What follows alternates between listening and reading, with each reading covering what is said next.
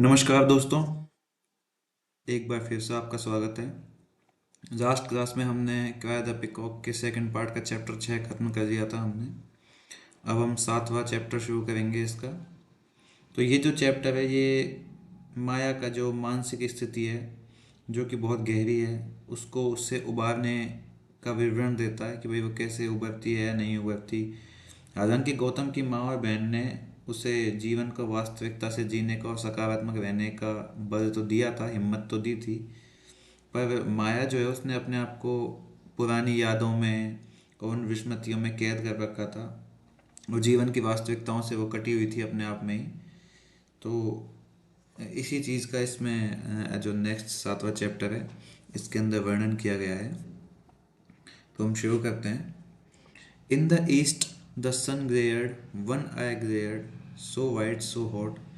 पूरब की दिशा में सूरज चमक रहा था एक आंख जैसा। यानी कि आसमान एक सूरज होता है ना, तो एक ही आंख बोला गया है उसको। इतना सफ़ेद और इतना गर्म that before it gauge each other और ईच ऑब्जेक्ट, कि जब वो किसी भी ऑब्जेक्ट की ओर देख रहा था, डेड और अलाइव, चाहे वो जिंदा हो या मरी हुई हो, क्रिंज्ड, वो सिकुड़ गई थी सूरज की रोशनी से। The white bones on the desert shrank, वो रेगिस्तान में पड़ी हुई सफ़ेद हड्डियां सिकुड़ गई थी। स्प्लिट एंड क्रम्बल्ड, टूट गई थी और बिखर गई थी। And in the jungles green leaves curled, और जंगल में हरी जो पत्तियां हैं वो मुड़ गई थी। विदर्ड एंड डेड, मुरझा गई थी और मर गई थी, यानी कि सूख चुकी थी। इन द वेस्ट, पूर्व पश्चिम दिशा में, हंग डस्ट क्लाउड्स, जो धूल भरे बादल हैं वो थे, सल्फर येलो कलर के थे, आयोडीन से रंगे हुए पुते हुए थे, हैवी भारी थे और ग्लूमी उदास थे। Loaded with the respite that comes before storm violence and murder, और वो भरे हुए थे उस राहत से, उस शांति से वो भरे हुए थे जो कि तूफान, हिंसा और हत्या से पहले आती है। यानी कहते हैं ना तूफान से पहले आने वाली शांति, तो वो बादल उस चीज़ से भरे हुए थे जैसे कोई तूफान आने वाला हो। Between the two, between east and west, उन दोनों पूर्व और पश्चिम दिशाओं के बीच में, below them the earth fair silent, उनके नीचे धरती शांत हो गई थी। So great a Harsh descended, एक भयंकर सन्नाटा छा गया। दैट ईच ईयर, जिससे कि हर एक कान, चाहे वो स्नेल्स, लॉयंस, शार्क, स्नेल का, घोंगे का हो, शेर का हो या शार्क का हो, was turned to its reverberating echo. Reverberating echo, वो उसकी प्रतिध्वनि की गूंज में बदल गया था। Listening listening for that final awful crash, वो सुन रहा था उस अंतिम दुखद बिखराव को। Which might not sound louder than the barest whimper, जिससे कि हल्की सी फुसफुसाहट से ज़्यादा ऊंची आवाज़ में नहीं होना चाहिए था। We were as in a gigantic bubble, हम ऐसे थे जैसे कि हम एक विशाल का बुलबुले के अंदर कैद हों। Only it was not so gigantic after all, यद्यपि ये इतना ज़्यादा भी बड़ा नहीं था। It was slowly compressing, concentrating, squeezing, ये धीरे धीरे से सिकुड़ रहा था एकदम केंद्र की ओर, और भिंच रहा था। एंड वी वेटेड, और हमने इंतज़ार किया, ब्रेथलेसली, अपनी सांस रोककर, फॉर दैट हाई मोमेंट, उस मुख्य क्षण का, when east would crash into west, जब पूर्व दिशा पश्चिम दिशा में आकर नष्ट हो जाएगी। When sun would explode out, और जब सूरज फट जाएगा। द वर्ल्ड ग्रू स्मॉलर, संसार छोटा हो गया था। इट श्रैंक श्रैंक साउंडलेसली, ये सिकुड़ रहा था बिना किसी आवाज़ के। As in a chamber in which each pin pointed air hole is being scaled, जैसे कि एक चैम्बर में प्रत्येक छोटे से छोटा छेद, हवा जिसमें से आती है, उसे बंद कर दिया गया हो, सील्ड। द हीट ग्रू, और गर्मी उसके अंदर बढ़ गई थी। हर एक चैम्बर के अंदर किसी भी छेद को, खिड़की को, दरवाजे को, सबको बंद कर दिया हो, उसके अंदर गर्मी बढ़ने लग गई थी। इट वॉज टेरिफिक, ये भयावह था। Standing at the closed window, उस बंद विंडो के पास खड़े हुए, but not too close for the glass window pane had power to burn, लेकिन इतनी ज़्यादा भी नज़दीक नहीं खड़ी थी क्योंकि वो जो शीशे की विंडो थी उसमें जला देने की शक्ति थी। The split wooden frame to scorch, और वो 2 भागों में बटा हुआ वुडन फ्रेम था, उसमें झुलसाने की शक्ति थी, यानी कि इतना गर्म हो गया था वो धूप से। Not to speak of the metal, riveted metal hasp, और वो जो ज्वलंत धातु की कुंडी थी उसके बारे में तो बात ही छोड़ो, वो तो धातु है, धातु तो भयंकर ही गर्म हो जाता है। I could not feel any effect of the whispering turn, मैं उस फुसफुसाती हुई घूमने की आवाज़ किसकी थी, of electric fan at all, यानी कि वो जो पंखा था, इलेक्ट्रिक पंखा था, उसकी फुसफुसाने की आवाज़ का हल्का सा भी प्रभाव माया को महसूस नहीं हो रहा था। The hair on my neck was glued to the skin with perspiration, मेरे गर्दन पे जो बाल थे वो पसीने की वजह से स्किन से चिपक गए थे। No breeze lifted the smallest strand, कोई भी ऐसी हवा नहीं थी जो छोटे से छोटे तिनके को भी उठा सके। Though I could hear the fan, यद्यपि मैं पंखे की आवाज़ सुन सकती थी। An old one ticking ticking metallically, एक पुराना पंखा जो कि टिक कर रहा था, यानी कि छोटी छोटी आवाज़ कर रहा था, टिकिंग टिकिंग कर रहा था, मेटेलिकली यानी कि धातुई आवाज़। Machinery, machine, the only thing that might continue to tick for a brief while before it was shattered. वो एकमात्र ऐसी चीज़ थी जो टिक टिक की आवाज़ कर रही थी, जिससे पहले कि वो खड़खड़ाती या बंद हो जाती खड़खड़ाकर, वो पंखा जो है वो एकमात्र ऐसी चीज़ थी इसकी आवाज़ माया को आ रही थी। On the walls the lizards were still, दीवारों पर छिपकलियाँ स्थिर हो गई थी। They might well have been dead, शायद वो मर चुकी थी। With the open eyes of those, उन खुली आंखों से, who have sighted the ultimate, जिसने अंत देख लिया था। But no, if they were, लेकिन नहीं, दे वुड श्योरली फॉल, अगर वो मर चुकी होती, if they were, they would surely fell, वो गिर जाती, fall. And in no time would hosts of minute silent ants appear, और बिना कोई वक्त गवाए समय मिनट के उस दौर में अचानक से चुपचाप चींटियाँ उसको दिखाई दी। कॉलम्स ऑफ देम, उन चींटियों के कॉलम यानी कि छोटे छोटे समूह। मार्चिंग ऑन हस्ड हरिंग फीट, जो कि माया का जो पैर था उसकी ओर बढ़ रहे थे, बहुत जल्दी जल्दी बढ़ रही थी वो चींटियाँ। And eat away the fast rotting flesh, और वो खा जाना चाहती थी उस तेजी से सड़ते हुए मांस को। Till only the fine white bones ले एक्सपोज टू द फायर, जब तक कि केवल सफ़ेद हड्डियां नहीं रह जाएं आग में जला दिए जाने के लिए। सेकंड, उस महसूस होती हुई बीमारी से, आई शट माई आईज, मैंने अपनी आंखें बंद की।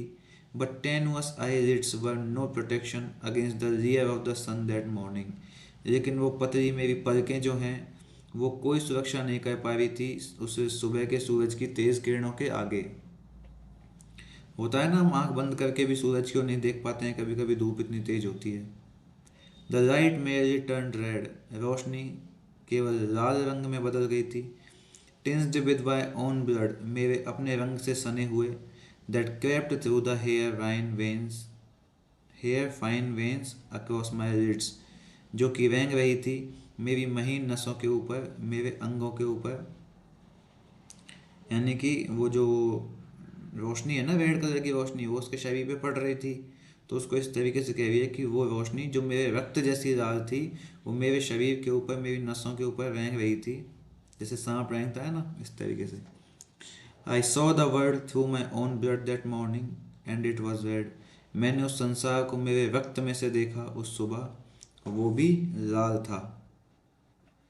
And how long could one stand with one I shut waiting, और आखिर कितने लंबे समय तक कोई व्यक्ति अपनी आंख बंद करके खड़ा हो सकता है इंतज़ार करते हुए। For for all the while the heat was oozing in to the room, उस पूरे समय में जबकि गर्मी उस रूम में बहुत तेज़ी से भर रही हो। Pouring in little thick warm oil swelling and expanding till it become physical, उसके अंदर वो गाढ़ा गर्म तेल डालते हुए, उसे फुलाते हुए, उसे चौड़ाते हुए, जब तक कि वो भौतिक रूप से उपलब्ध ना हो जाए। अ प्रेजेंस, एक मौजूदगी, that pressed against one's body, जो कि किसी के शरीर की ओर दबाव बना रही है। Strangled one in great violent arms, किसी को एक महान द्वेषपूर्ण भुजाओं में दम घोंट रही है। वॉज इनएस्केपेबल, उससे बचना नामुमकिन था। इनएस्केपेबल, बचना नामुमकिन था। And my eyes were open again steering, और मेरी आंखें फिर से खुल गई वही देखते हुए घूरते हुए। But no, nothing had altered, लेकिन नहीं, कुछ भी नहीं कम हुआ। हाउ कुड इट, और आखिर होता भी कैसे? The garden and beyond it the street lay spread out, pinioned by the sun like a great pressed flower.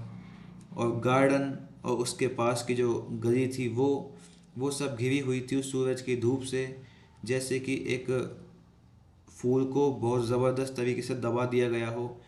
Pressed so long ago, बहुत पहले ही दबा दिया हो। That it was now quite sapless dry fading fast, जो कि अब रसहीन हो चुका है, सूखा हो चुका है, और उसके रंग जो हैं वो बहुत तेज़ी से फेड फेड हो रहे हैं। टू अज्यूम द कलर, किसी भी रंग को महसूस करने के लिए। And finally the nature of dust, और आखिरकार वो धरती की धूल में मिल गया।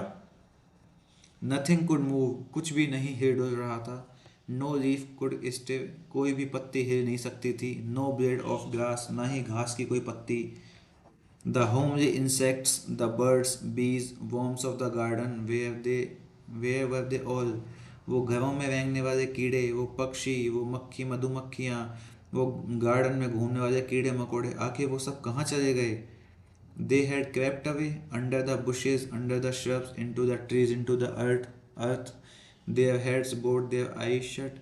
वो सब रेंग कर चले गए थे झाड़ियों के नीचे, उन छोटी छोटी सी श्रब्स के नीचे। श्रब्स भी झाड़ियाँ ही हैं, बुशेज और श्रब जो है वो सिनोनियम है। इनटू द ट्रीज, पेड़ों में, धरती में, अपने सर झुका के, अपनी आंखें बंद करके। दे might well B dead of sunstroke, हो सकता है वो सूरज की इस तेज रोशनी से, सूरज के इस आघात से मर गए हों। And yet in the neck of the lizard spend above me on the ceiling, और फिर वो जो छिपकली की गर्दन है जो मेरे ऊपर सीलिंग पर बैठी हुई थी, इट्स पल्स थ्रॉब्ड, उसकी धड़कन उठी। And seemed a giant pulse for so small A creature, और वो एक बहुत विशाल धड़कन थी जो कि उस छोटे से जीव के हिसाब से तो बहुत ही ज़्यादा, उस बहुत छोटे जीव के हिसाब से बहुत बड़ी वो धड़कन थी। बीटिंग फ्यूरियसली, बहुत तेज़ी से धड़क रही थी भयानक रूप से। एज दो it were holding it's breath till its blood boiled, जैसे तो उसने अपनी सांस रोक रखी थी जब तक उसका रक्त नहीं उबलने लग गया। And then in the very height of stillness its tail switched, और फिर स्थिरता की उस बहुत ज़बरदस्त ऊंचाई पर उसकी जो पूंछ है वो स्विच हो गई, यानी कि होता है ना छिपकली के अंदर टैलेंट, अपनी पूंछ काट के गिरा देती है वो, तो उसकी पूंछ गिर गई। वन स्मॉल ब्रीफ ट्विच, वो छोटी सी पूंछ। बट आई सॉ इट, लेकिन मैंने उसे देख लिया। And immediately 1,000 rats twist there tales, और अचानक से एक हजारों चूहे जो हैं उन्होंने अपनी पूंछ हिलाई। लॉन्ग, लंबी, ग्रे कलर की और कीड़ों से सनी हुई पूंछ हजारों चूहों ने हिलाई। Just once before they were still again, अपने स्थिर होने से ठीक एक बार पहले। स्टिफ, एकदम कड़क, दृढ़, स्थिर, यानी कि अपने मर जाने से एक बार और पहले आखिरी बार उन्होंने अपनी पूंछ जो है वो हिलाई। But it was not enough, लेकिन ये काफ़ी नहीं था। इट वॉज एविल, ये बड़ा दुष्टतापूर्ण था। एंगर लग्ड इन दैट जेस्चर, उस हाव भाव में गुस्सा झलक रहा था। डेफियंस, और अवज्ञा। A growing restlessness that could explode to violence, एक बढ़ती हुई बेचैनी जो कि हिंसा में फट सकती थी। I moved away from the window then, मैं खिड़की से फिर दूर हट गई। I tried to do something, यानी मैंने कुछ करने की कोशिश की। But when I picked up a shirt with its buttons missing, लेकिन जब मैंने एक बिना बटन वाली शर्ट को उठाया, इट सीम्ड पॉइंटलेस, तो वो मुझे दिशाहीन लगी। एट सच अ टाइम, एक ऐसे वक्त पर। To busy oneself with sewing on a small blank shell button, ऐसे वक्त पर मैं अपने आप को बिजी करना चाहती थी उस शर्ट के जो छोटे छोटे से खाली शेल के जो बटन हैं उनको सिलने के लिए। पेपर्स, बुक्स, और वे पॉइंटलेस, किताबें, पेपर सब दिशाहीन थे। एम्प्टी ऑफ मीनिंग, कोई मतलब नहीं था उन सब का। As though that heat had blazed meaning away from each word, जैसे उस गर्मी ने प्रत्येक शब्द का जो अर्थ था उसको दूर कर दिया था। लेफ्ट द लेटर्स बेयर, और उन शब्दों को नंगा छोड़ दिया था। स्टार्क शार्ड स्टिक्स इन ए कैल्साइन डेजर्ट, तपत से वो तापीय जलती हुई स्टिक्स जो थी इन ए कैस एंड डेजर्ट, एक बहुत भयंकर गर्म रेगिस्तान में, soon to crumble and be destroyed.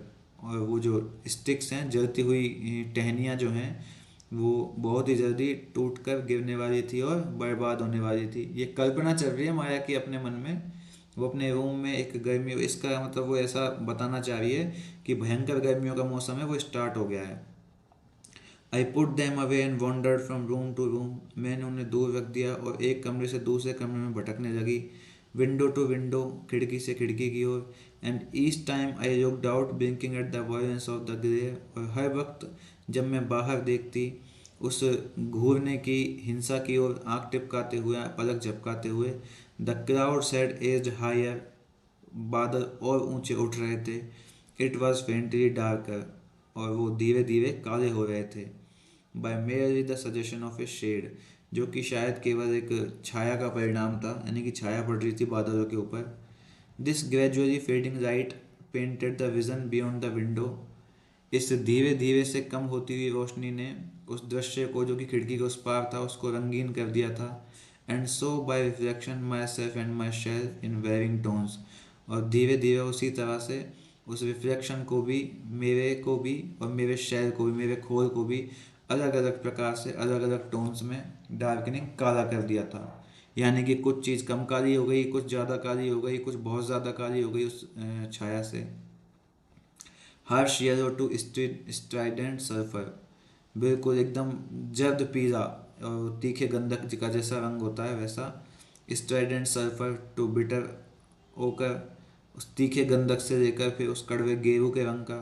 And then as the darkness grew, और जैसे जैसे अंधेरा बढ़ा, from olive haze to camouflage khaki, olive यानी कि ओलिव होता है ना ग्रीन कलर का, हल्का ग्रीन सा, उस धुंधले ग्रीन से लेकर के और छद्म खाकी रंग में, फ्रॉम खाकी टू डल, और खाकी से फिर काला, प्यूरुलेंट पर्पल, एकदम बिल्कुल मवाद जैसा पर्पल।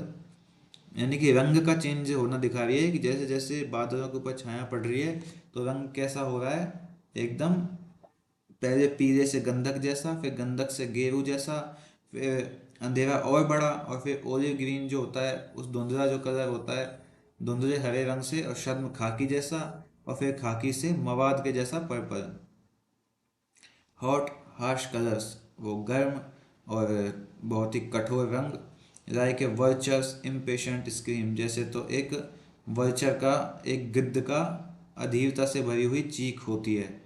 अनरियल कलर्स, वो अवास्तविक रंग। इन एन अनरियल और म्यूटेसेंस, एक अवास्तविक घुन्नेपन में जो वो रंग थे। A world no longer in control of itself, एक संसार जो अपने खुद के नियंत्रण में नहीं था। A force existing in another sphere had taken it over, एक जो बल था दूसरे किसी गोले का, यानी कि बाहरी दुनिया के एक बल ने इस पर काबू कर लिया था। Was altering it into something fierce strange lurid, और वो इसे कमज़ोर कर रहा था किसी और डरावना, अजीब, भयावह, एंड ए मैकाबर कार्टून, और एक भयानक कार्टून के रूप में। with which to frighten those innocent and more so infinitely more so those guilty, जिसके अंदर की वो डरे हुए एकदम सीधे साधे जीव थे, अनंत रूप से बहुत सारे जीव, वो सब क्या थे, गिल्टी हो गए थे। यानी कि बिना किसी गलती के ये संसार इस भयावह रूप में डूब चुका था कि जिन लोगों ने गलती नहीं की थी ना, वो भी गिल्टी हो गए थे। अपने दुख को व्यक्त करने का तरीका है जी ये माया का, देखो। It became more and more difficult to continue my restless pursuit of window after window. मेरे लिए खिड़की से खिड़की पर जाकर अपनी जो बेचैनी है उससे बचाव कर पाना बहुत मुश्किल हो गया था। द हीट एक्सपेंडेड, गर्मी और बढ़ गई थी। द बबल श्रैंक, और वो बुलबुला जो है वो और सिकुड़ गया था। The pressure was tremendous suffocating, वो दबाव बहुत ज़बरदस्त था, दम घोंटू था। My feet dragged and my body pushed against the resistant atmosphere. मेरे पैर घिसट रहे थे और मेरा जो शरीर है वो उस प्रतिरोधी, मेरे विरोध में जो वो वातावरण है उसकी तरफ खींच रहा था। As though I were wedding, जैसे मैं डूब रही हूँ। Wedding out of my depth, अपनी गहराइयों के अंदर डूब रही हूँ। It was all strange, death is strange, ये सब बहुत अजीब था, एकदम भयंकर अजीब, एकदम मरने जैसा अजीब। इनोसेंस टर्निंग टू गिल्ट, और जो अच्छाई है, जो सीधापन है, सादापन है, वो ग्लानि में बदल रहा था। Reject to purple, ochre to a greenness, step by step, reject से पर्पल कलर की ओर। तो लाइलैक से पर्पल कलर की ओर बदल रहा था। लाइलैक कैसा कलर होता है? एक पीला गुलाबी बैंगनी जैसा रंग होता है, मतलब प्योर बैंगनी नहीं होता, पर हल्का सा गुलाबीपन होता है उसमें। तो वो उस रंग से और प्योर पर्पल बैंगनी रंग में बदल रहा था। ओकर टू अग्रीनेस, और गेरुए रंग से उस क्रूरता के रंग में बदल रहा था। स्टेप बाय स्टेप, सीढ़ी दर सीढ़ी, और साइलेंटली, सब कुछ चुपचाप हो रहा था। इन अटर परसिस्टेंट साइलेंस, उस हल्की सी बुदबुदाहट में वो लगातार शांति। And the heat struck my forehead, और वो गर्मी जो है मेरे माथे पर चोट कर रही थी, ठोक रही थी मेरे माथे को। Shattered there like an iron mask that had been fitted to me and was secured to me with instructions not to touch। और कैसे हो गया था, कैसे लग रही थी वो जो हीट है उसके माथे पर गर्म कैसे लग रही थी, जैसे एक लोहे का मास्क उसके चेहरे पर फिट कर दिया गया हो और उसे स्पष्ट निर्देश दे दिए गए हों कि उसे छूना नहीं है। By no means to remove, और हटाने का तो मतलब ही नहीं है। For how could I remove it, आखिर मैं कैसे इसे हटा सकती थी। How could I dare, I was afraid, मैं कैसे हिम्मत करती इस चीज़ की, मैं तो बहुत डरी हुई थी। Storms I had known before, वो तूफान जिन्हें मैं पहले से जानती हूँ, जानती थी।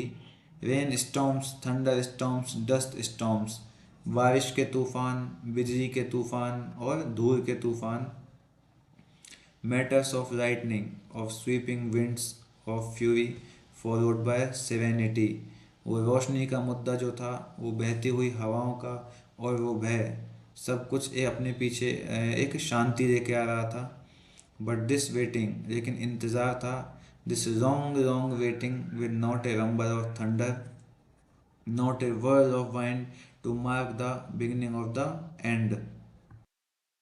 लेकिन ये लंबा, बहुत लंबा इंतज़ार, जिसमें ना तो कोई गड़गड़ाहट की आवाज़ है, यानी कि कोई बवंडर की आवाज़ है, ना ही ये जो है हवा जो है, हवा का घूमना है इसमें। और ये सब जो है अंत की शुरुआत को चिन्हित कर रहा है, यानी कि ये जो मौसम चल रहा है ना इस समय, जैसा उसको महसूस हो रहा है, ये बता रहा है कि अंत जो है वो निकट है। And it was the and I waited for, और यही वो अंत था जिसका मैं इंतज़ार करती थी। The beginning had begun long ago, ये शुरुआत बहुत पहले ही शुरू हो गई थी। वॉज इवन फॉरगॉटन, लगभग भुला दी गई थी। ये शुरुआत जो है, जो भुला दी गई थी, बहुत पहले ही शुरू हो गई थी।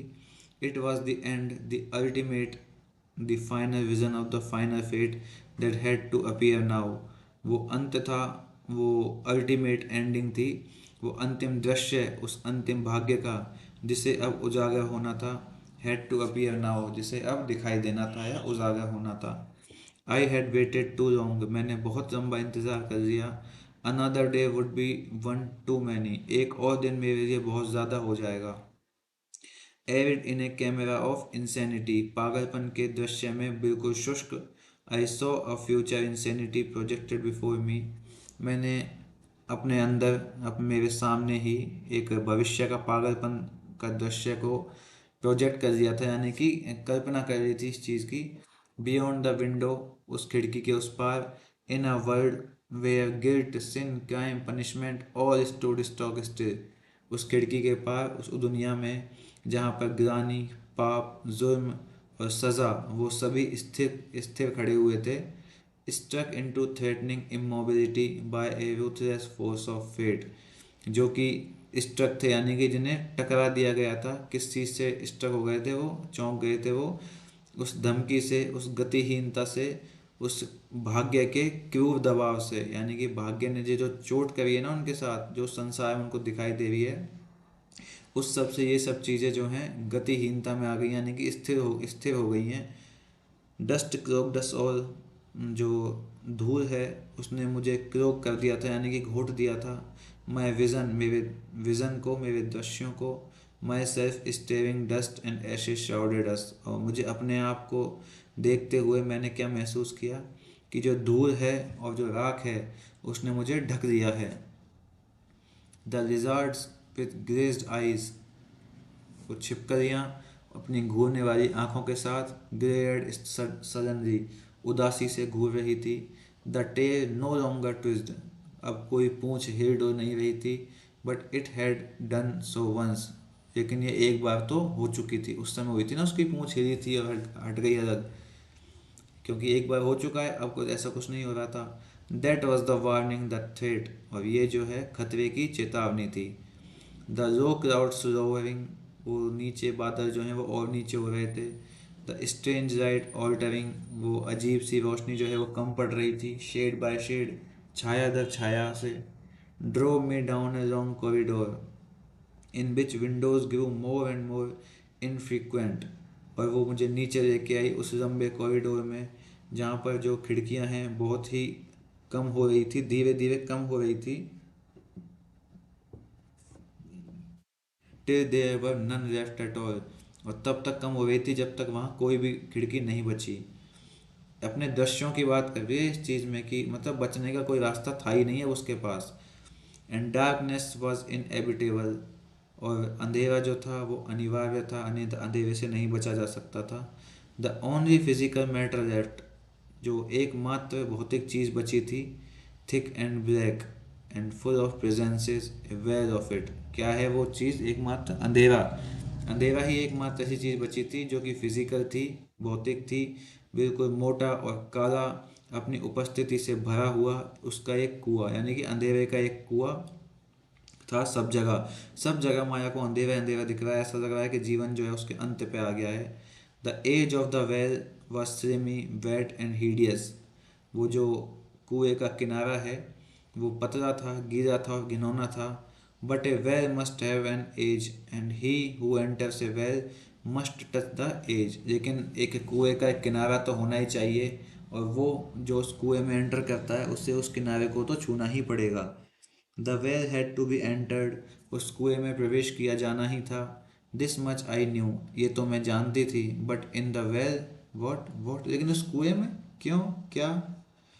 I gave up my haunting of the Windows, मैंने अपने जो भय है उसको खिड़कियों पर स्थानांतरित कर दिया। Not even a ghost was left there, यहाँ तक कि वहाँ कोई भूत भी नहीं बचा था। For the innocents in the flowers to see, उन फूलों की कोमलता को, उन फूलों की जो एकदम इनोसेंसी है, एकदम शांति है उन फूलों की अंदर, उन फूलों की कोमलता को देखने के लिए कोई भी नहीं बचा था वहाँ पर। The familiar wicker chair again, वो फैमिली की टूटी फूटी सी चरमराती हुई कुर्सी फिर से। The support of the palm for my forehead, मेरे हथेली का मेरे माथे के लिए सपोर्ट, यानी कि अपने सर माथे पे हाथ लगा के बैठते हैं ना अपन जब कभी टेंशन में होते हैं, तो वो चीज़। The slow acquaintance with darkness, अंधेरे से वो धीमा परिचय। एक्वेंटेंस का मतलब होता है परिचय, परिचित होना। By keeping one's eye shut, अपनी आंखें बंद करके परिचय किससे हो रहा है उसका? उस धीमे, उस अंधेरे से। डेस्परेटली, बहुत उत्तेजित रूप से, बहुत निराशाजनक रूप से उसका परिचय हो रहा है उस अंधेरे से। If only I could discover now, अगर मैं इस बात को खोज सकूं अभी। What I had pursued so long along roads of treacherous memory, जिसका मैंने पीछा किया है उस लंबी सड़क पर जो कि मेरी विश्वासघाती मस्तिष्क में है। ऑफ ग्रेट डेस्पेयर, महान निराशा का रास्ता। For I loved too much, जिससे मैं बहुत प्यार करती थी। टू मैनी, बहुत ज़्यादा थे। लव्ड, प्यार करती थी। Was attached, a tart astringent voice corrected me. Attached, वो जुड़ गई थी, एक तीखी और कसैली आवाज़ उसने मुझे ठीक किया कि लव नहीं, अटैच्ड, यानी कि प्यार नहीं था उसके जीवन में, सिर्फ अटैचमेंट था। The word shot down the long black vacuum, वो शब्द जो है, वो अटैच्ड जो शब्द है, वो उस लंबे काले खालीपन में दौड़ गया। And struck the very bottom of the well, और उस कुएं के बिल्कुल तल को छू गया, उस तल से टकरा गया। रेंग देयर स्टोनरी, और वहाँ पर गूंज उठा उस पथरीले माहौल से। वॉज साइलेंट, और फिर चुप हो गया। देन द इको रोज, और फिर वो गूंज उठी। स्प्रेड इन स्लो रिपल्स, और वो उन धीमी लहरों में फैल गई। एंड स्ट्रक द साइड्स, और उसकी दीवारें जो हैं कुएं की, उनसे टकराने लगी। रिसाउंडिंगली, दोबारा उसी गूंज से। Once again that word rang in my mind, और एक बार फिर से वो शब्द मेरे दिमाग में बज उठा। Clear as a drum beat on a waiting night, इतना स्पष्ट जैसा कि एक ड्रम बीट होती है एक इंतज़ार करती हुई रात में। अब वेटिंग नाइट का मतलब ये थोड़ी है कि नाइट वेट कर रही है। वेटिंग नाइट का मतलब है कि ऐसी रात जिसमें इंसान इंतज़ार कर रहा है। इस तरह के एग्जाम्पल्स जो होते हैं ना, उनको हम बोलते हैं सिनिक डकी। यानी कि one thing that is that's meaning is read to another, कि एक चीज़ जिसका अर्थ दूसरे के लिए होता है लेकिन इस्तेमाल वो उस चीज़ के लिए होती है। जैसे यहाँ पर किया गया है ना इस्तेमाल इस चीज़ का, वेटिंग नाइट का। तो इसमें वेटिंग नाइट से का मतलब तो होता है कि इंतज़ार करती हुई रात, लेकिन रात थोड़ी इंतज़ार करती है, समय तो सतत रूप से चलता है। अब इसमें सिनिक डकी है क्योंकि वेटिंग नाइट के लिए इस्तेमाल नहीं हुआ है, वेटिंग हुआ है उस पर्सन के लिए जो कि इंतज़ार कर रहा है। यस, सो इट वाज, हाँ ये ऐसा ही था। I felt my self respond, मैंने अपने आप को प्रत्युत्तर देते सुना। क्लेंचिंग अ परस्पायरिंग हैंड, एक पसीने से लथपथ हाथ को भींचते हुए। दिस वॉज द ट्रूथ, लथपथ हाथ को भींचते मतलब अपने ही हाथ को भींचते हुए। This was the truth, the essence of the matter, यही सच था, उस पूरे मामले का यही निचोड़ था। As the wise ancient Sanskrit verses has warned me, जैसे तो बुद्धिमान उन प्राचीन संस्कृत के दोहों ने मुझे चेतावनी दी थी। सो लॉन्ग अगो, बहुत समय पहले। As Gautam's dry toneless voice has warned me, जैसे गौतम की उस रूखी सूखी बिना मधुरता वाली आवाज़ ने मुझे चेतावनी दी थी। और सो वेरी लॉन्ग अगो, बहुत समय पहले भी। यानी कि दो वार्निंग मिली थी उसको, एक तो संस्कृत वर्सेस में और एक गौतम की आवाज़ में। It was a chain of attachment, ये सिर्फ लगाव की एक चेन थी। नॉट फेट, ना कि भाग्य की। That hold me slowly and steadily down the dark corridor to the pit where knowledge lay. यानी कि वो जो लगाव की चेन है, भाग्य की बात नहीं हो रही है, भाग्य ने नहीं खींचा उसको, उस लगाव की चेन ने उसको धीरे धीरे और स्थायी रूप से उस अंधेरे कॉरिडोर के गड्ढे में खींच लिया जहाँ पे ज्ञान पड़ा रहता है। नो एप्पल नो स्वीट, कोई सेब नहीं, कोई मिठाई नहीं। इस क्रिस्प स्किन्ड, जिसकी त्वचा बहुत कुरकुरी होती है। सन टिंस्ड फ्रूट, कोई सूर्य की रोशनी में रंगा हुआ फल नहीं। विद बीज सकिंग एट इट्स हनी, जिसके शहद को मधुमक्खियाँ चूस रही हों, बट नॉलेज, लेकिन ज्ञान था।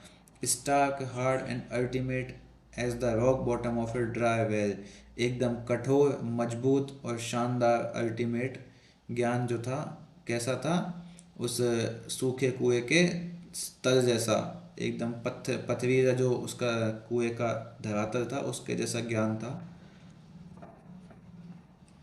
यानी कि कोई कोमलता नहीं थी इस चीज़ में, सिर्फ ज्ञान भरा हुआ था उस कुएं के जैसा। There was no further sound, और फिर कोई आवाज़ नहीं हुई। Only the memory of the echo, उस गूंज की याददाश्त lingered to fill and fill the room, उस पूरे रूम को भर रही थी लगातार। टुगेदर विद द हीट, और उस गर्मी के साथ साथ। दैट डस्ट, और वो धूल भी थी साथ में। ग्रू अनबियरेबल, जो कि असहनीय हो गई थी। I rose from my chair, pushed at it, मैं अपनी कुर्सी पे से खड़ी हुई, उसे धक्का दिया। फोर्स्ड इट बैकवर्ड्स, उसे पीछे की ओर दम लगा के उसे पीछे की ओर फेंका। यानी कि ऐसे कुर्सी पे से खड़े होते हैं ना तो पीछे कर देते हैं चेयर को दम लगा के, इस तरह से किया है उसने। But that only meant that more would descend from above, लेकिन उसका सिर्फ यही एक मतलब था कि जितना ज़्यादा वो उस दुख को दूर करेगी उतना ज़्यादा दुख जो है ऊपर से उसके ऊपर उतर आएगा। More would heave from the back, और पीछे की ओर से बहुत ज़्यादा उसके ऊपर झूलता रहेगा वो दुख, वो दर्द ऊपर से आएगा, पीछे से दर्द ही दर्द आएगा उसके जीवन में। एन एस्केप, क्या कोई बचाव है? No, the air holes were sealed now, वो सभी छेद जिनमें से हवा आती है सब बंद कर दिए गए हैं।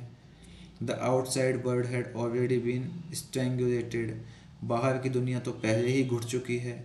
रे अब्यूज्ड अपमानित हो चुकी है, डिस्ट्रेस्ड निराश हो चुकी है पूर्ण रूप से, ट्रैम्पर्ड इनटू अनफैमिलियर स्ट्रेंज फ्लैटनेस और घुट चुकी है और दब चुकी है उस अपारिवारिक यानी कि अपरिचित अजीब सी स्थायित्व में, अजीब से सपाट चीज़ में, by the yellow dust the high white heat उस पीली धूल से और उस ज़बरदस्त सफ़ेद गर्मी से। यानी कि कोई बचाव है क्या नहीं है इस दुख से? कोई बचाव नहीं है, क्योंकि सारे हवा के छेद तो बंद कर दिए गए हैं। और जो बाहर की दुनिया है जो कि पहले से ही अपमानित है, दुखी है और अनजान है उसके लिए, वो तो पहले ही घुट चुकी है उस येलो डस्ट में और भयंकर गर्मी में। I had no breath left any longer, मेरे पास अब कोई श्वास नहीं बची थी। टू क्वेश्चन और रिप्लाई, कोई प्रश्न पूछने के लिए या जवाब देने के लिए, यानी कि माया पूर्ण रूप से थक चुकी है।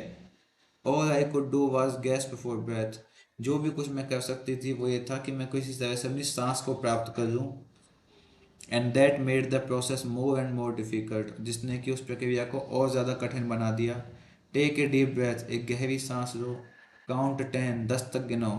दे tell those about to dive into deep oceans and those about to be executed, वो बोलते हैं किस चीज़ के लिए बोलते हैं, जब हम गहरे ओशन में डाइव करते हैं ना, गहरे ओशन में गोता लगाते हैं, तब अपनी सांस को रोकने के कहते हैं वो कि एक गहरी सांस लो और 10 तक गिनो, and those about to be executed, और इस तरीके से वो प्रक्रिया जो है समाप्त हो जाएगी। But when I did so, लेकिन जब मैंने ऐसा किया, and came to the end of the count, और गिनती के अंत पर आने लगी, I found I had been cheated for it, मैंने पाया कि मैंने बेईमानी की है। Only brought me to the end of my resources, और ये सब चीज़ जो है मुझे के जो मैं हूँ अपने आप को अपने स्रोत जो हैं उनके अंत पर लेके आई हूँ। And I was left breathless, और मैं श्वासहीन हो गई। यानी कि जब लोग ज्ञान देते हैं ना इस चीज़ का कि भाई तैरना कैसे है, समुद्र में कैसे गोता लगाना है, तो गहरी सांस लो और 10 तक गिनो, तो उसने जब अपने जीवन में ऐसा किया, उस दुख से बाहर निकलने के लिए, एक टू कैच अ ब्रेथ, अपनी सांस को वापस लाने के लिए, तब उसने पाया कि मैंने तो बस बेईमानी की है, क्योंकि ये जो सब चीज़ें हुई हैं मेरे साथ, ये सब तो मैंने सिर्फ अपने स्रोत जो हैं उनके आखिरी तक, उनके अंत तक पहुंचने के लिए की थी। और फिर उसकी सांस फिर से नहीं आई। इन फ्यूरी रस्ड, डर के मारे भागी। आई थिंक आई रस्ड, मुझे लगा कि मैं भागी। At the wall, some wall, किसी दीवार की ओर, किसी दीवार की ओर। Flung myself upon it, अपने आप को उसके ऊपर पटकने के लिए। And it was hard, cruel, और वो बहुत कठिन थी, क्रूर थी। But it was the end, it had come, लेकिन ये अंत था, ये आ चुका था। And I beat my hand against it, और मैंने अपने हाथ उस दीवार पर मारे। गुस्से में मारता है ना आदमी अपने हाथों को दीवार पर, उससे चिपक के। शाउटिंग, बहुत तेज चिल्लाई। अटैचमेंट, माया। ट्रेटर, वो लगाव, माया, गद्दार। गद्दार किसको कह रही है? वो गौतम को। And immediately there rushed over me a great sweeping multitude with whirring, और तुरंत ही एक बहुत बड़ी भीड़ भाड़ जैसी जो चीज़ थी वो उसके ऊपर हावी हो गई। हरिंग साउंड्स, वो जल्दबाजी वाली आवाज़ें। होस्ट्स फॉलोइंग होस्ट्स, लोग एक दूसरे को फॉलो कर रहे थे। Tearing across in a great wind, भाग रहे थे एक ज़बरदस्त हवा में। इन द नॉर्थ, उत्तर दिशा की ओर। कॉल द समर रू, जिसे गर्मी कहा जाता है, गर्मी की रू कहा जाता है। ग्रीष्मकालीन हवा होती है ना गर्म, उसको रू कहते हैं हम, यानी कि रू चलने लग गई थी अब मौसम में। डस्ट स्टॉर्म, धूल का तूफान, धूल का तूफान। The servants ran shouting through the rooms, wildly excited, looking with the alarmed eyes of the summer somnolent, shocked into wakefulness to see if any window or door had been left open or were now thrust open to admit the rush of stinging dust। तो जो नौकर चाकर, जैसे ही तूफान आया है साहब धूल का, तो जो नौकर हैं वो चिल्लाते हुए भागे अपने अपने कमरों में से, भयंकर रूप से उत्तेजित, ये देखते हुए कि इस जो क्या चीज़ देखते हुए, घर के उस माहौल को देखते हुए जिसमें वो डिस्टर्ब हो गए हैं। कौन? नौकर, जो कि सो रहे थे आराम से, और वो अपनी नींद से, क्योंकि नौकर है तो उनको ध्यान रखना ही है, घर का साफ सफाई तो उनको ही करनी पड़ेगी ना भाई।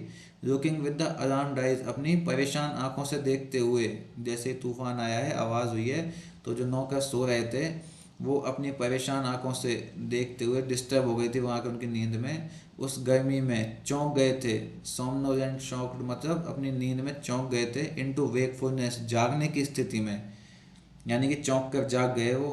To see if any window or door had been left open, ये देखने के लिए कि क्या कोई खिड़की या दरवाज़ा खुला तो नहीं रह गया, या फिर अगर कोई खुला रह गया हो तो बहुत जल्दी उस चुभने वाली डस्ट को वो रोक दें, यानी कि उन खिड़कियों को वो बंद कर दें।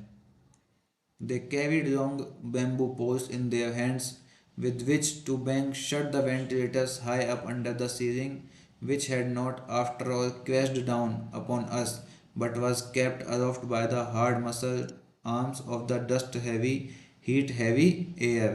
वो अपने हाथों में बड़े बड़े बैम्बू बांस लेके आए, जिनसे कि वो जो दरवाजे हैं उनके ऊपर की जो वेंटिलेटर्स होते हैं काफ़ी ऊंचे होते हैं, जो लगभग 8 9 10 फीट ऊंचे होते हैं, जो उनको उन बैम्बूज से बंद कर सकें जो कि सीलिंग के नीचे थे, जो आखिरकार हम पर गिरे नहीं थे, बल्कि धूल भरी और गर्मी भरी हवा की सख्त मांसपेशियों वाली भुजाओं द्वारा ऊपर उठाए रखे गए थे। यानी कि वो जो वेंटिलेटर्स थे ना, वो उनके ऊपर गिरे तो नहीं थे, वो जो बांस हैं उन बांसों से उनको जो बंद बंद कर रहे थे, तो वेंटिलेटर्स गिरे नहीं थे, यानी कि टूटे नहीं थे, बल्कि वो खोल दिए गए थे उस तेज आने वाली हवा, उस धूल भरी आने वाली हवा से खुल गए थे वो अपने आप ही। The servants were quick, they had experience, नौकर बहुत तेज थे, उन्हें अनुभव था। क्विकर वाज द स्टॉर्म, और उतना ही तेज वो तूफान था। वास्टर इन एक्सपीरियंस, अनुभव में बहुत विशाल। Such storms had blown since the time when the earth was desert. No living thing, no creeping, crawling beasts, plants or cells stood upon the great plain. इस तरह के तूफान धरती पर उस समय से आ रहे हैं जब धरती पर सिर्फ रेगिस्तान था, कोई जीवंत चीज नहीं, ना कोई रेंगना, ना किसी दानव का इधर उधर दौड़ना, रेंगना प्लांट्स, ना ही कोई पौधे और ना ही कोई कोशिकाएं उस समतल धरातल के ऊपर घूमती थी। Such storms would sweep the earth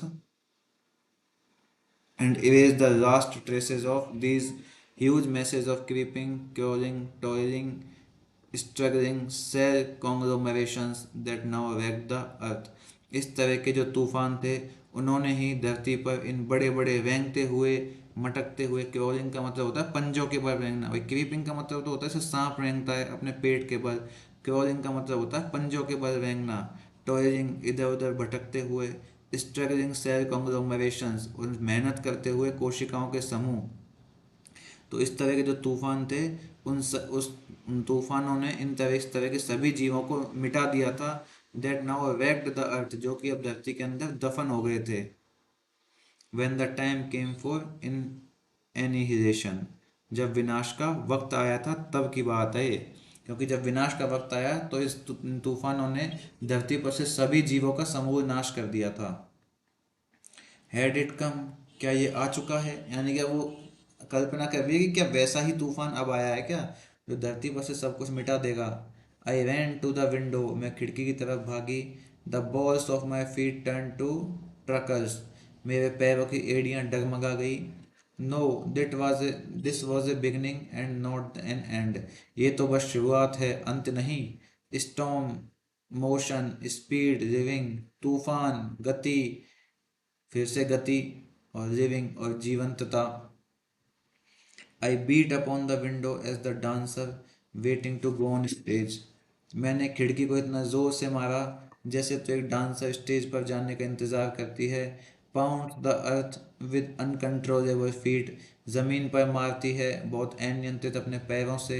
once the hypnotic drumming begins, जब वो हिप्नोटाइज करने वाले, यानी कि वो मंत्र मुग्ध कर देने वाले ड्रम बजना शुरू होते हैं, तब वो जिस हिसाब से वो डांसर नाचती है ना, अपने पैरों को जमीन पर पटकती है, उसी तरीके से माया ने खिड़कियां बंद की हैं तेजी से। आई मोन्ड लग्जूरियसली, मैं विलासितापूर्ण तरीके से कराहने लगी। Straining my body towards that maniac motion, अपने शरीर को उस पागलपन वाली गति की ओर धकेलते हुए। हॉट एंड फ्यूरियस, गर्म और भयानक। Coming cloud upon cloud upon cloud, जो कि ऐसे लग रहे थे जैसे बादल के ऊपर बादल के ऊपर बादल आ रहे हैं।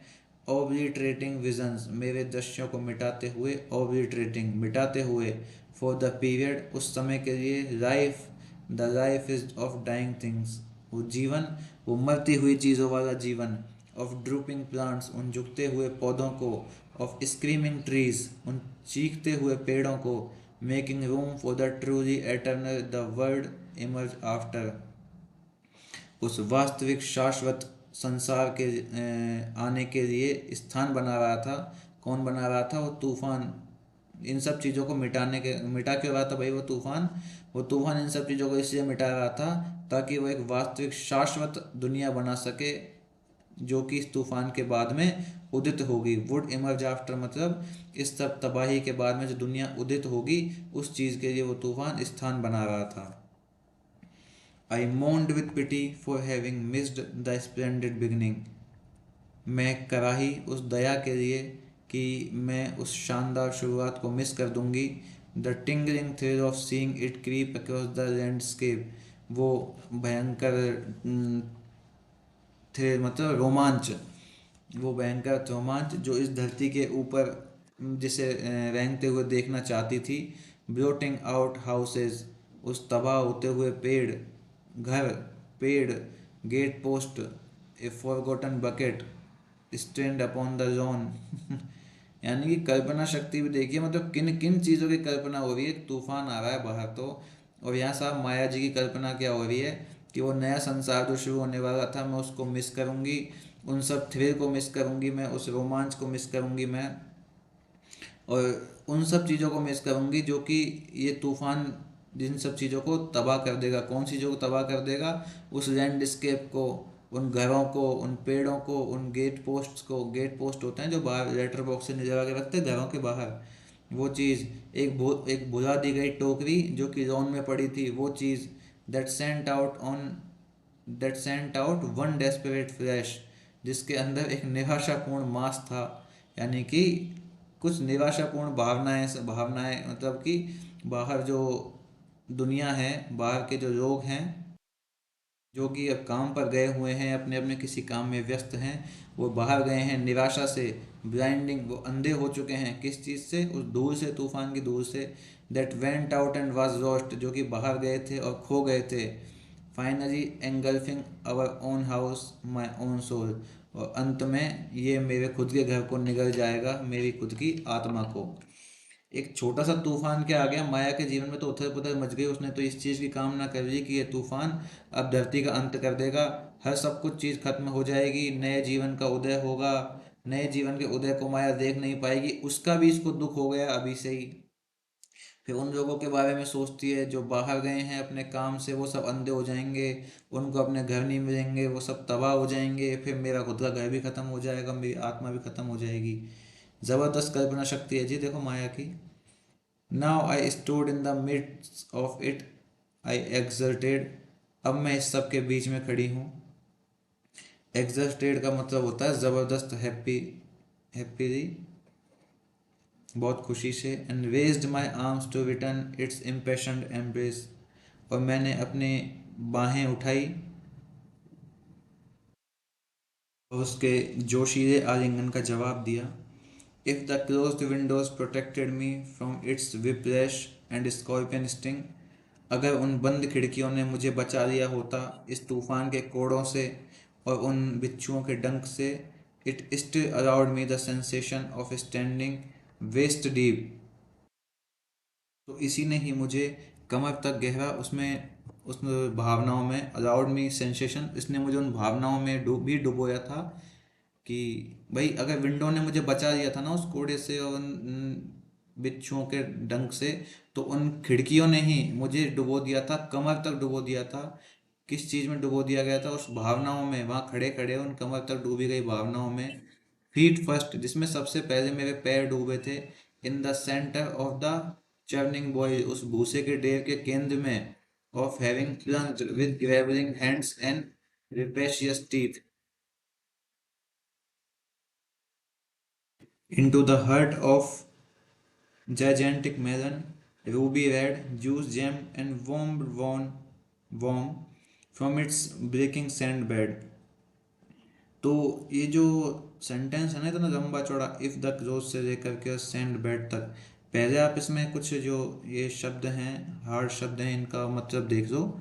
विप्रेश मतलब कोड़े, चर्निंग बॉय, ये तो सब लिखे हुए ही है। और साथ में ये वोम्ब, वोम जो है इसका मतलब होता है कि गर्भाशय की गर्मी जैसा होता है ना, कि गर्भ में जो गर्मी होती है उस तरह की। जाइजेंटिक मतलब विशालकाय, ग्रैबिंग हैंड्स मतलब पकड़ते हुए हाथ।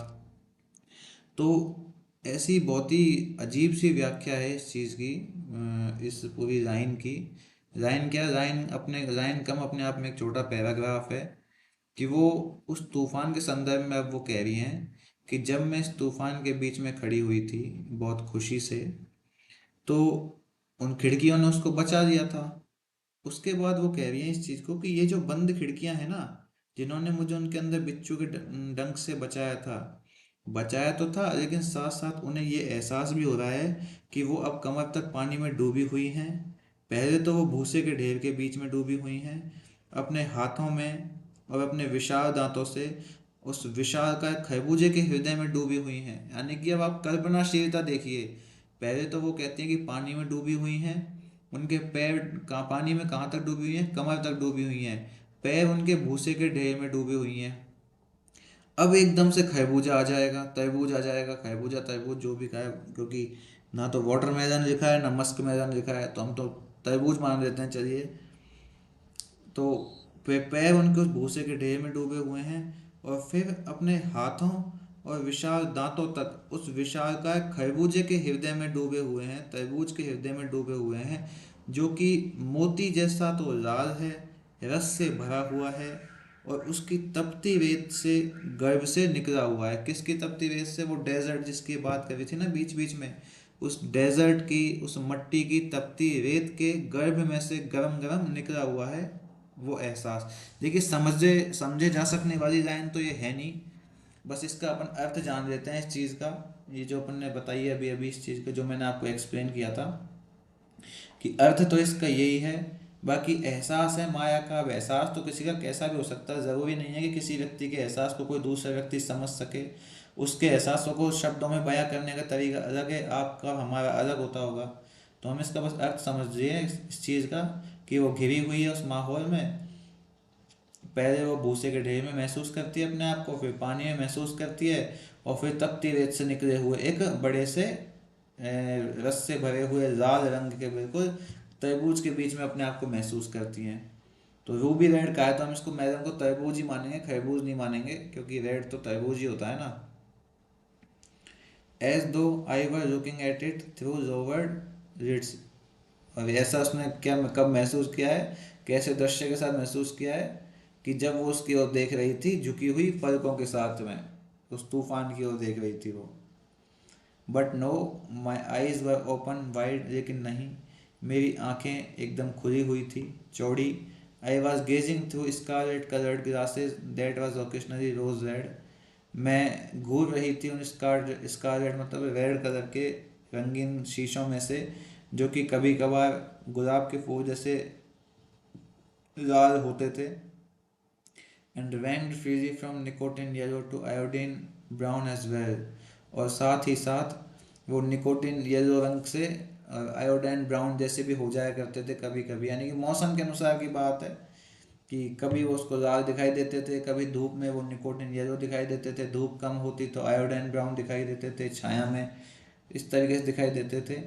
And from burnt orange to livid pink, और फिर वो जलते हुए संतरे के रंग जैसे एकदम जीवंत गुलाबी रंग के दिखाई देते थे। Like once most private flash red bare, जैसे तो किसी इंसान का सबसे निजी जो मांस है वो एकदम नंगा पड़ा हुआ हो, इस तरह का पिंक होता था। वो शीशा है उसका दिखाई देता था उसको। The time of faded flowers, उन रंगहीन फूलों का समय। ऑफ स्ट्रेंगर्ड लाइव्स, उनका घुटा हुआ जीवन। ऑफ पास्ड विजन, वो सूखा हुआ दृश्य। ऑफ हेजिटेशन एंड डिस्पेयर, वो हेजिटेशन हिचकिचाहट और वो दुख। वॉज ओवर, सब खत्म हो चुका था, यानी कि हो सकता है तूफान चला गया हो।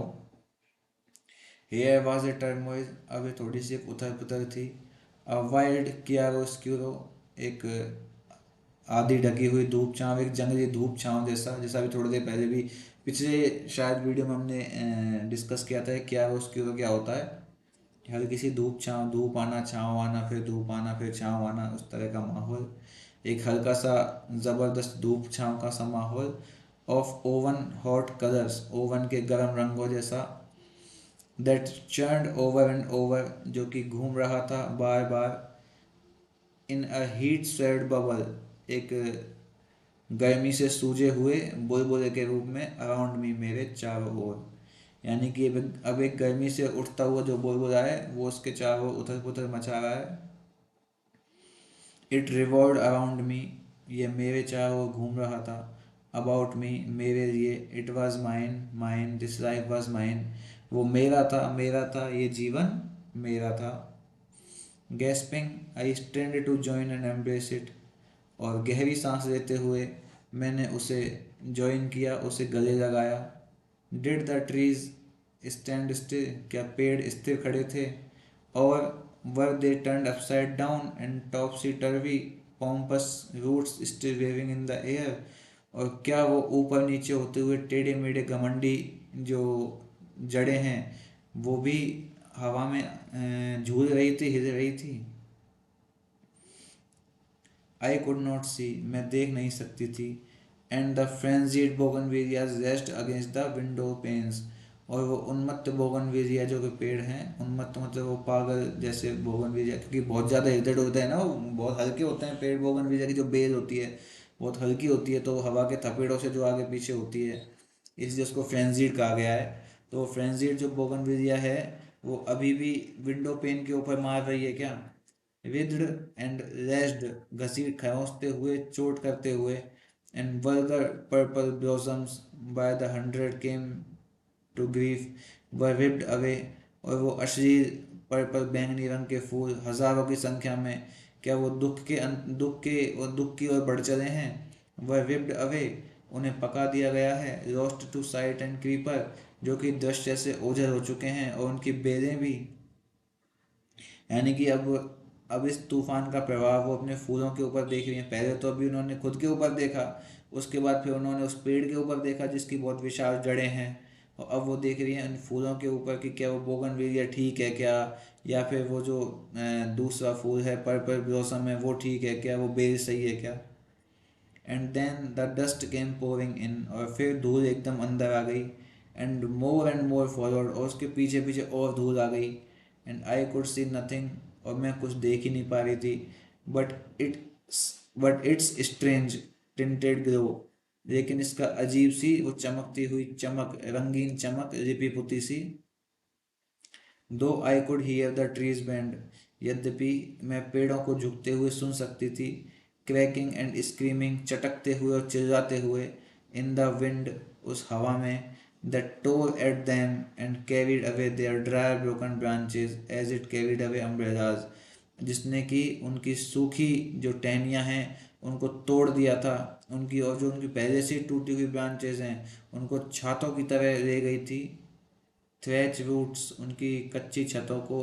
कैरिड अवे अम्ब्रेलाज, थ्रेच रूट्स, जैसे वो कि जो छाते होते हैं ना, अपने देखा है कभी कभी हवा में अपने छाते उल्टे हो जाते हैं, तो वो जो हवा है ना वो पेड़ों की टहनियों को, सूखी टहनियों को, पत्तों को ऐसे ले गई जैसे तो छातों की जो कच्ची छतें हैं उनको ले जाया जाता है। इन सीथिंग मास, एक उबलते हुए ढेर में। ऑफ स्टिंजिंग, और चुभने वाले ढेर में।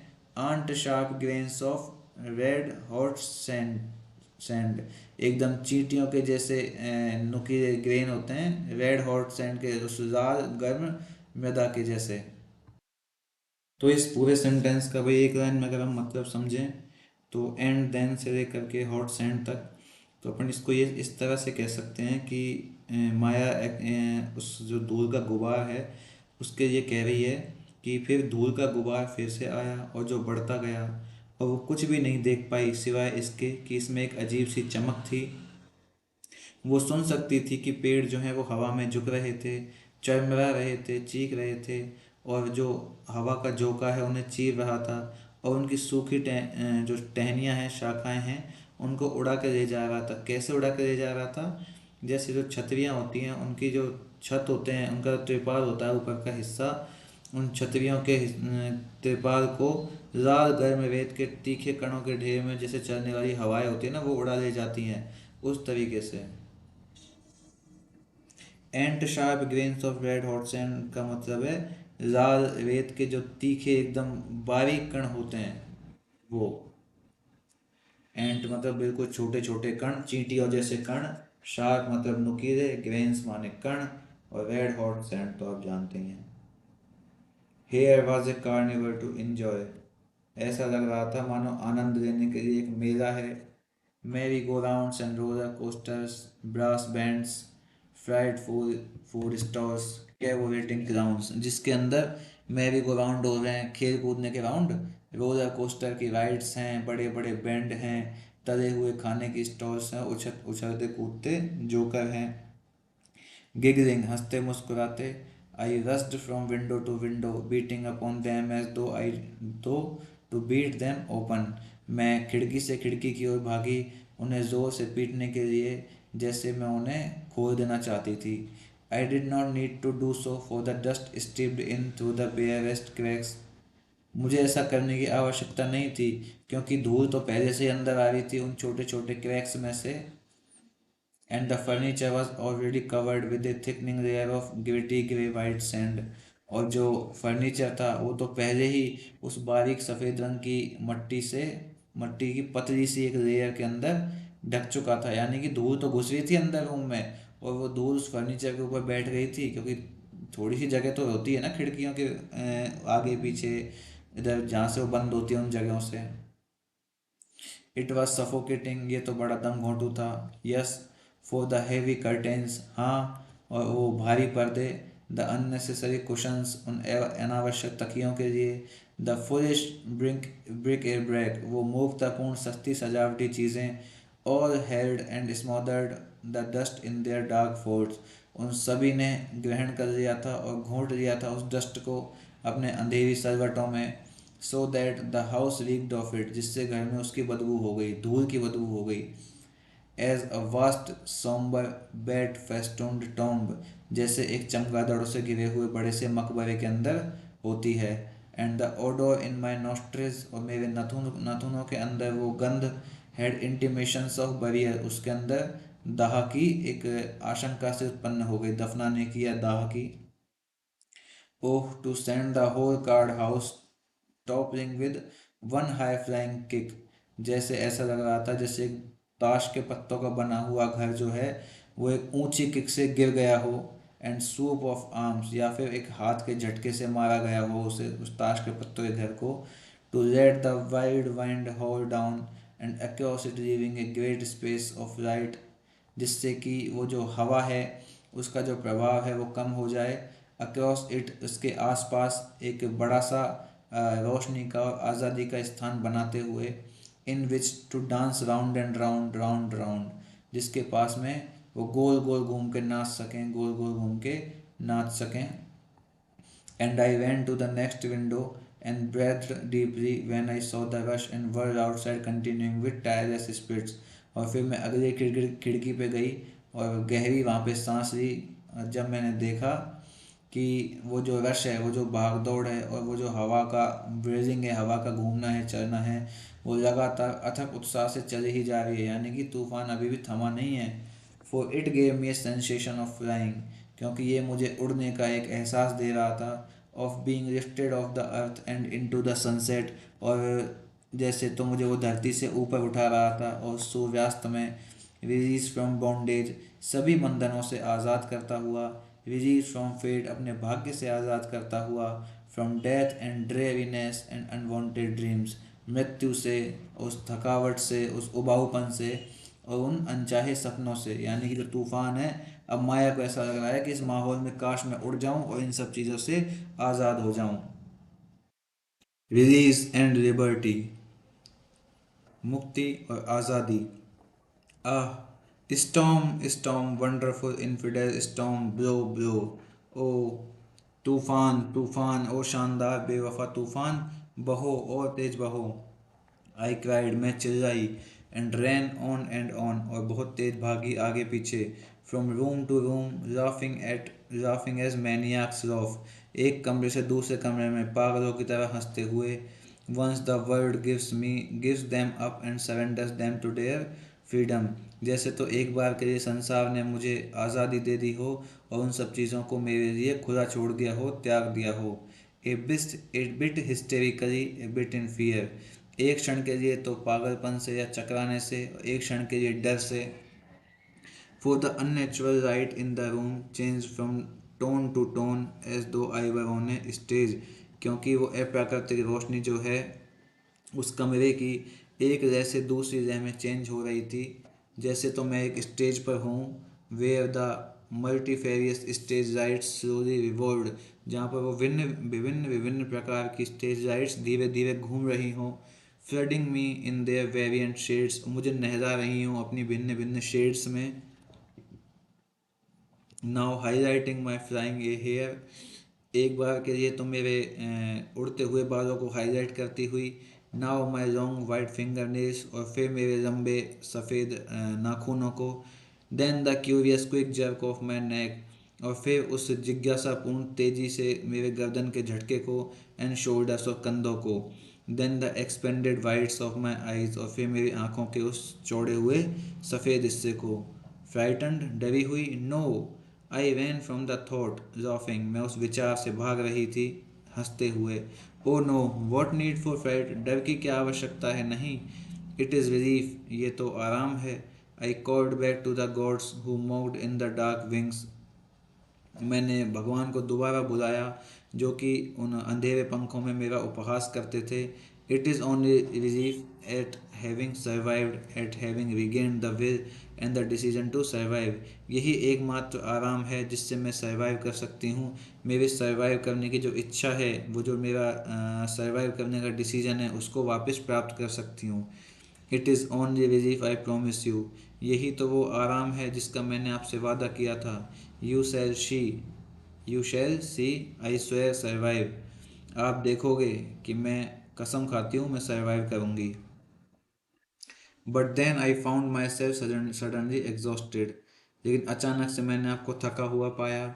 सो weary that my body was a limp as a battered tree by the time the storm abated, बहुत थका हुआ और मेरा शरीर इतना थक गया था जैसे एक लंगड़ा टूटा हुआ पेड़ होता है उस वक्त तक जब वो तूफान थम गया था, यानी कि तूफान के थमने तक। जैसे वो तूफान थमा है तो उसको महसूस हुआ है कि उसका शरीर बहुत ज़्यादा थक चुका है, जैसे तो एक लंगड़ा टूटा फूटा पेड़ होता है ना, उस तरह का। And layer after layer of dust settled or disappear to reveal first the tangled vines that hung, और परत दर परत जो है वो स्थित हो गई थी या गायब हो गई थी, उजागर करने के लिए वो मुड़ी तुड़ी बेलों को जो कि लटकी हुई थी आधी मरी हुई। एट द विंडोज़, खिड़कियों के ऊपर। एंड द वरांडा पोस्ट, और वरांडा के ऊपर, वरांडा के जो खंभे हैं उनके ऊपर। Then the low shrubs lining the veranda, और वो छोटी झाड़ियाँ जो कि वरांडा में लाइन से लगी हुई थी। The edge of the lawn, lawn का वो किनारा। The trees at the far end, वो दूर सुदूर कोने पर स्थित पेड़। And finally the high garden wall, और आखिरकार वो ऊंची दीवार। कहाँ की? गार्डन की, यानी कि सब जगह मट्टी मट्टी हो गई थी, सब जगह धूल जम गई थी। द विंड हैज ड्रॉप्ड, हवा रुक गई थी। It dragged A tired flurry of debris up the drive, इसने सड़क के ऊपर एक बहुत बड़ा कचरे का ढेर लगा दिया था। विम्परिंगली, फुसफुसाते हुए। देन सीज्ड, और फिर रुक गई थी। कौन? हवा, यानी कि हवा ने फुसफुसाते हुए सारा ढेर तो लगा दिया कचरे का सड़क पे और फिर रुक गई थी। द ट्रीज सैग्ड, पेड़ थक चुके थे। Punch drunk after all this bullying and beating battering, इस परेशान करी किए जाने से, इस मारपीट किए जाने से, उस नशे में धुत हवा के द्वारा। There was a great stillness, अब एक बहुत शांति छा गई। ऑफ एग्जॉस्टन एंड पीस, उस थकावट से और शांति से स्थायित्व आ गया था अब चीज़ों में। And then it was broken, और फिर ये टूट गया। Blasphemously by a band of mynahs, वैसे तो देखो ब्लास्फेमी का मतलब होता है ईश निंदा करना, लेकिन यहाँ पे इसका मतलब है तिरस्कार पूर्ण रूप से। कि जैसे ही तूफान गया है तो एक स्थायित्व आ गया है, मौसम में थकावट हो गई है, शांति हो गई है। लेकिन इस थकावट को, इस शांति को तोड़ दिया है बहुत ही तिरस्कारपूर्ण रूप से। किसने तोड़ दिया है? By a band of mynas. मैना जो होती है ना, मैना बर्ड, उसके एक समूह ने। That now shrieked across the garden in sheer tones of canary yellow and victory. जो कि जो गार्डन है उसमें बैठकर चीख रहा है, चिल्ला रहा है उस कैनेरी येलो, और जो कैनेरी होती है ना, कि एक लाइट पीला रंग होता है कैनेरी येलो जिसको बोलते हैं। तो क्योंकि अभी अभी तूफान शांत हुआ है लेकिन हवा में धूल तो है, तो वो जो माहौल है ना वो कैनेरी येलो कलर का है, अभी भी थोड़ा सा धूल जैसा है। तो माया इस बात को कह रही है कि ये जो सोच रही हैं वो इस चीज़ को, कि ये जो मैना का जो समूह आया है ना, ये गार्डन में बैठ के चिल्ला रहा है उस धूल भरे पीले माहौल में। और कैसे चिल्ला रहा है? विक्ट्री से, विजय से, अपनी तीखी टोन्स में, एकदम कर्कश आवाज में। With an effort I threw open the window. थोड़ी मेहनत करके मैंने खिड़की खोल दी। The air that rushed in was cool fresh, wipe of dust and heat and with a touch of water, rain and spring water in its coolness. और हवा जो अंदर आई वो बड़ी ठंडी थी, ताजगी से भरी हुई थी, धूल से पुछी हुई थी, यानी कि धूल नहीं थी उसमें, धूल और गर्मी से एकदम पुछी हुई थी, ताज़ा हवा थी जिसके अंदर एक पानी का स्पर्श था, यानी कि थोड़ी नम हवा थी।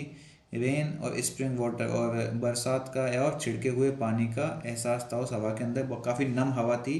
इन इट्स कोल्डनेस, उसकी ठंडकता में, उसके ठंडेपन में, हवा के ठंडेपन में ये सब चीज़ों का एहसास था, नमी थी।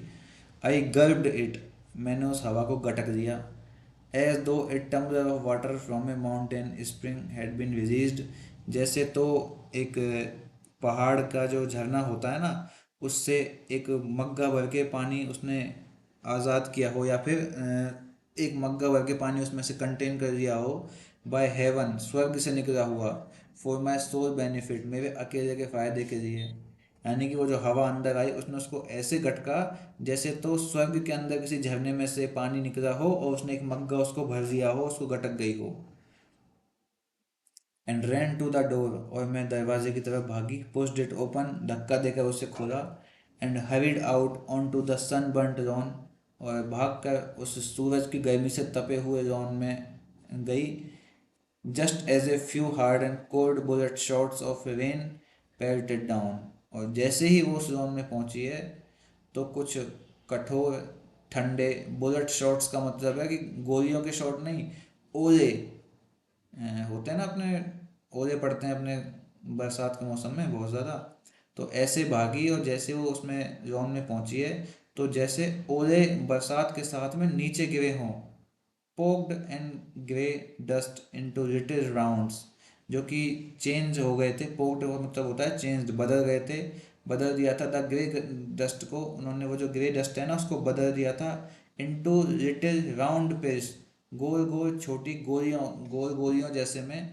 That swiftly dried and crumbled, जो कि बहुत तेजी से सूख गए थे और कुरच गए थे, यानी कि दफन कर दिए गए थे। फॉर वंस मोर, और फिर एक बार। द सन केम आउट, सूरज दोबारा निकल गया।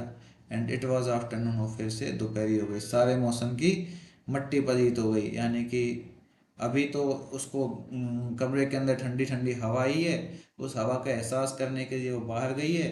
बाहर देखा तो थोड़े से कोल्ड बुलेट शॉट्स आए हैं बरसात के, यानी कि ओले पड़े हैं नीचे। और एकदम से फिर वो मौसम वही चेंज हो गया सूखे में, और अचानक से सूरज निकल आया, फिर से दोपहर हो गई, तो सारे रोमांच की मट्टी पलीत हो गई है माया की। तो ये जो पार्ट था अपन ने जो भी देखा है, ये पूरा पार्ट केवल और केवल माया के अंदर के दुख को व्यक्त कर रहा है, और कुछ नहीं है इसके अंदर। ना ही इसमें कोई फैक्ट है, ना ही कोई याद करने की चीज़ है। बस इस पूरे पार्ट को इसलिए लिखा गया है ताकि अपन को ये एहसास हो सके कि साहब माया कितनी दुखी है। हालांकि कुछ अतिशयोक्ति भी है कि इतना भी ज़्यादा कोई दुख है कि भाई हर चीज़ में उनको दुखी दुख दिखाई दे रहा है, कोई चीज़ अच्छी नहीं लग रही। बस बरसात हो गई तो दुख, माया मैना आ गई तो दुख हो गया, बूंद आ गई तो दुख हो गया, हवा का झोंका आ गया तो दुख ही दुख दिखाया गया है। कोई मतलब बहुत ज़्यादा महत्वपूर्ण नहीं है ये पार्ट एग्ज़ाम के पॉइंट ऑफ व्यू से, वाला जो अपन ने पार्ट पढ़ा है अभी। बस इसको हमने पढ़ा है समझने के लिए एक दो वर्ड्स है वो इम्पोर्टेंट है जो कि सिनोनिम एंटोनिम्स में पूछे जाते हैं, उन पे ध्यान दीजिएगा। बाकी एंजॉय कीजिए, पढ़ते रहिए इन सब चीज़ों को। फिर इस वीडियो को अपन यहीं ख़त्म करते हैं, फिर मिलते हैं नेक्स्ट वीडियो में। तब तक के लिए धन्यवाद।